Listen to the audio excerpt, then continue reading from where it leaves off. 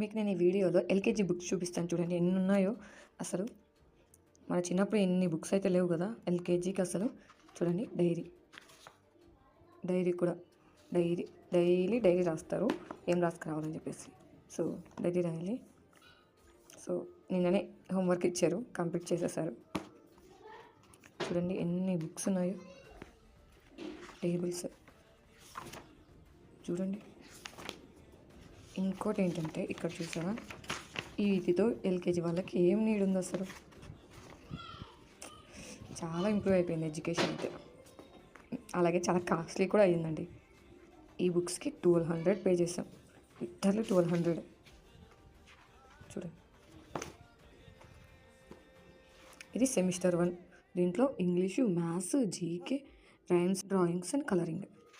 So ఈ colouring వేయడానికి semester 1 book. Semester 2కి ఇంకో బుక్ అయితే ఉందండి, అది మేడం దగ్గర పెట్టుకున్నారు. సో ఎల్కేజీకి సెమిస్టర్ 1, సెమిస్టర్ 2 కూడా. సో ఇది వచ్చేసి గుణింతాలంట. ఇంకా అయితే స్టార్ట్ చేయలేదు, మొన్నే కదా ఒక 2-3 డేస్ అవుతుంది స్కూల్ ఓపెన్ చేసి, అంటే సెట్ అయ్యేంత. ఇంకా ఇదైతే మొదలు పెట్టలేదు. సో లిటరల్ ఎన్ని బుక్స్ ఉన్నాయి చూడండి, అసలు మోసేకే సరిపోతుంది పిల్లలకి.